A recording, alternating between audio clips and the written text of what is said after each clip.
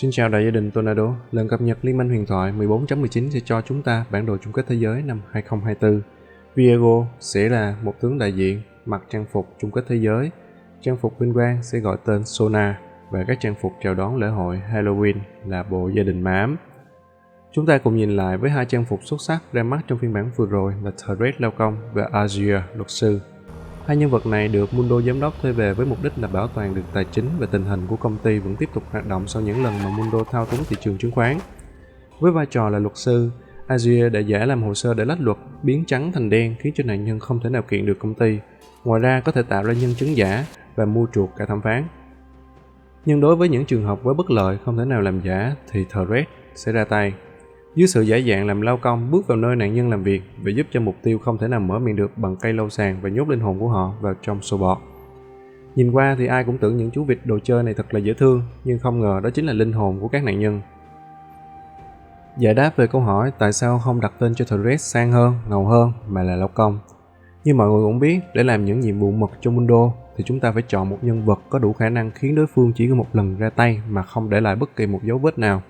Thì công việc phải thật sự ít nói và hầu như không có cơ hội tranh luận, chỉ là dùng hành động chăm chỉ làm việc. Cho nên, đây là lý do mà khiến cho đội ngũ thiết kế chọn nghề nghiệp cho Thread lúc này là Janitor, tức là lao công. Và năm nay, bộ gia đình ma ám sẽ chào đón nhánh trại Grip Barway với các nhân vật Nunu, Vega, Sako, Jerry, Pai và Jerry hàng hiệu. Tất cả các trang phục đều nổi bật với chi tiết vẽ sọc, di chuyển liên tục trên trang phục từ đầu trận cho đến khi kết thúc. Với trang phục đầu tiên được giới thiệu trong video này là Nunu, gia đình ma ám. Câu chuyện bắt đầu vào một ngày bình thường như mọi khi.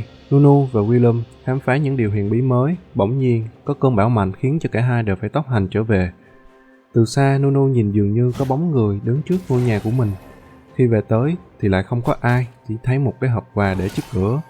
Mở ra bên trong là một chiếc sáo màu đen, vừa vui mừng nhưng cũng vừa hoang mang khi không biết ai đã tặng quà cho mình. Cậu thổi âm thanh lên khác lạ và dường như nó khiến cho cả hai đều muốn ngủ ngay lập tức. Nhưng khi Nunu vừa gối đầu xuống thì dưới gầm giường phát ra tiếng. Mặc dù William bảo cậu hãy lờ nó đi nhưng không thể cưỡng lại âm thanh. Cậu đưa đầu ngó xuống dưới gầm giường và thấy một chú hề nhỏ và rồi thiếp đi.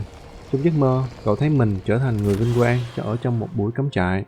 Mở mắt tỉnh dậy, Nunu và William nhìn nhau, không biết tại sao mình lại có mặt ở đây với bộ trang phục kỳ lạ trên người. Trang phục tiếp theo là Vega, gia đình ma ám. Cũng trong buổi trại đó, có những người tôn thờ thần lửa bóng tối. Họ cùng nhau thu thập những cành cây cong queo kỳ lạ gần những khu vực được cho là bị nguyền rủa. Sau đó họ nhảy xung quanh ném vào giàn thiêu với niềm vui sướng và đọc những câu ngữ kỳ lạ. Từ trong ngọn lửa, Vega đã xuất hiện bùng nổ và sẵn sàng thực hiện những điều ước ma quái của họ. Sau khi thoát khỏi lời nguyền trói buộc, Vega đã có một giao diện mới.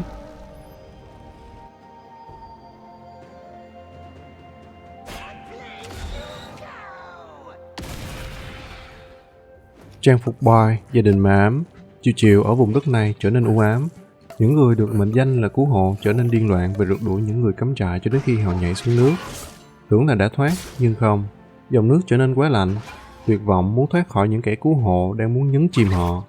Từ xa, vọng lên tiếng còi ngập nước của boy, cắt ngang sự hỗn loạn và tiếng ho sặc dữ dội. Nỗi sợ tràn ngập tâm trí người cắm trại. Từ dưới nước ngoi lên những người cá như boy. Họ đón chào bằng cách giơ hai ngón tay cái lên và tất cả đều sống sót với trò chơi của boy. Sự điên loạn được thể hiện qua trang phục và kỹ năng. Trang phục Jerry, gia đình ma ám. Với đảm nhiệm với nhiều vai trò như cố vấn trưởng, y tá, thầy pháp ở trại, Jerry không bao giờ bỏ rơi bất kỳ một người cắm trại nào. Cô có năng lực đặc biệt là hồi sinh sau khi ghép và khâu bởi những người cắm trại. Một cú nổ trap và Jerry sẽ trở lại. Với sự bảo hộ ma ám của Jerry sẽ giúp trại thoát khỏi những điều đáng sợ.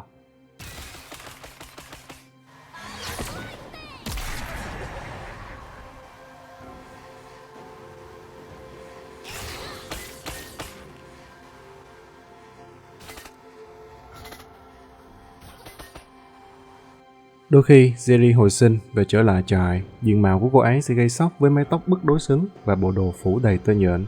Từ đó, Jerry, gia đình ma ám hàng hiệu sẽ ra đời.